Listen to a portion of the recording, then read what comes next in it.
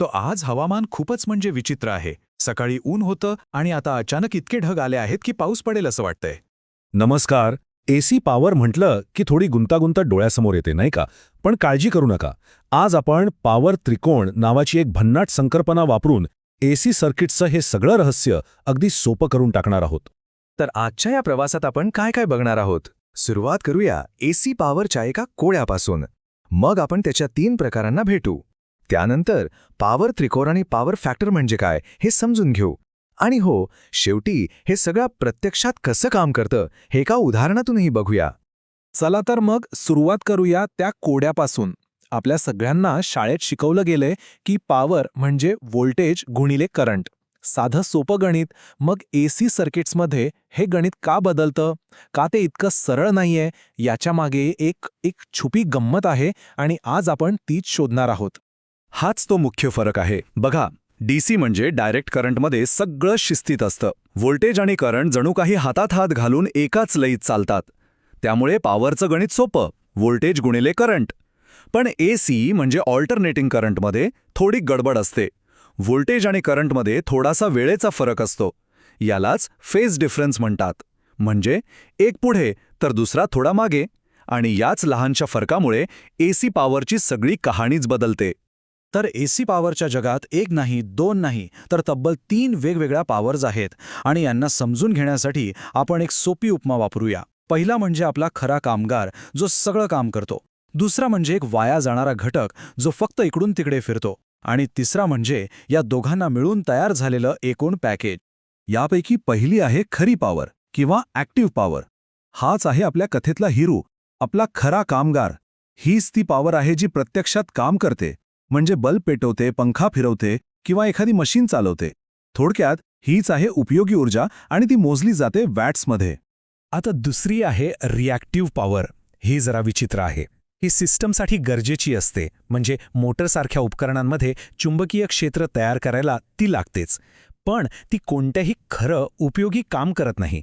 ती फक्त सिस्टीममध्ये इकडून तिकडे पुढे मागे करत राहते, पण काहीच आउटपुट देत नाही. म्हणून आपण तिला म्हणालो होतो वाया जाणारा घटक. आणि मग येते तिसरी ॲपरंट पॉवर. हे आहे आपलं एकूण पॅकेज. म्हणजे वीज कंपनीला आपल्या घरापर्यंत किंवा फॅक्टरीपर्यंत जी एकूण पॉवर पोहोचवावी लागते ती म्हणजे ॲपरंट पॉवर. यात ती काम करणारी खरी पॉवर आणि ती नुसतीच फिरणारी रिॲक्टिव्ह पॉवर, या दोन्ही गोष्टी एकत्र असतात. बरं, मग या 3 वेगवेगळ्या पॉवर्सचा एकमेकांशी संबंध काय? त्या कशा जोडलेल्या आहेत? ह्याचं उत्तर खूपच सुंदर आहे आणि ते लपलंय भूमितीमध्ये. एका साध्या रचनेत, जिला म्हणतात पॉवर त्रिकोण. हा त्रिकोण या तिघांमधलं नातं इतकं स्पष्टपणे दाखवतो की सगळी गुंतागुंतात संपून जाते. चला तर मग या पॉवर त्रिकोणाच्या आत डोकावून पाहूया आणि एसी पॉवरचा हा आराखडा नीट समजून घेऊया. हे बघा, हा एक साधा काटकोन त्रिकोण आहे.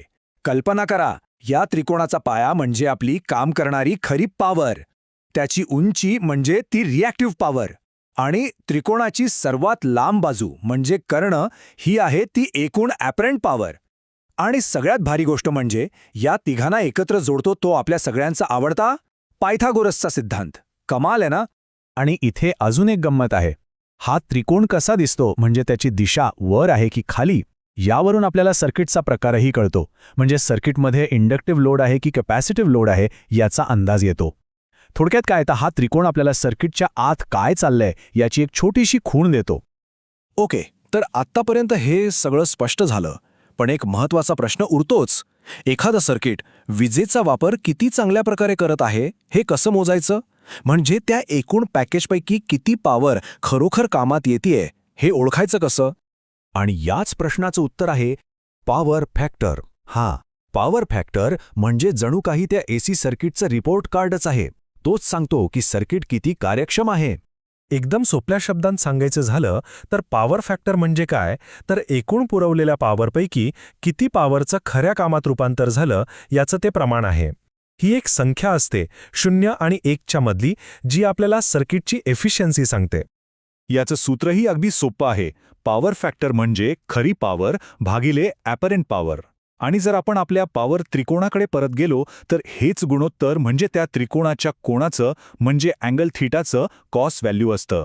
बघा, परत एकदा भूमिती आली मदतीला. तर याचा अर्थ काय? बघा, जर पॉवर फॅक्टर 1 असेल तर याचा अर्थ सिस्टम एकदम परफेक्ट 100% कार्यक्षम आहे. जेवढी वीज आली तेवढी सगळीच्या सगळी कामाला लागली, एकही थेंब वाया नाही. पण जर पॉवर फॅक्टर 1पेक्षा कमी असेल तर समजावं की काही पॉवर वाया जात आहे आणि 0 म्हणजे तर काहीच काम होत नाहीये. त्यामुळे आपलं ध्येय नेहमी काय असणार, तर पॉवर फॅक्टर हा 1च्या जास्तीत जास्त जवळ ठेवणं. चला, आता ही सगळी थिअरी झाली. आता हे सगळं प्रत्यक्षात कसं दिसतं ते बघायला नको का? त्यासाठी आपण एका पॅरलल RLC सर्किटचं उदाहरण घेऊ आणि त्याचं विश्लेषण करू. हा आहे तो सर्किट डायग्रॅम. इथे रेझिस्टर, इंडक्टर आणि कपॅसिटर हे तिन्ही घटक एकमेकांना समांतर म्हणजे पॅरलल जोडलेले दिसतायत. ओहो, आपलं काम सोपं आहे.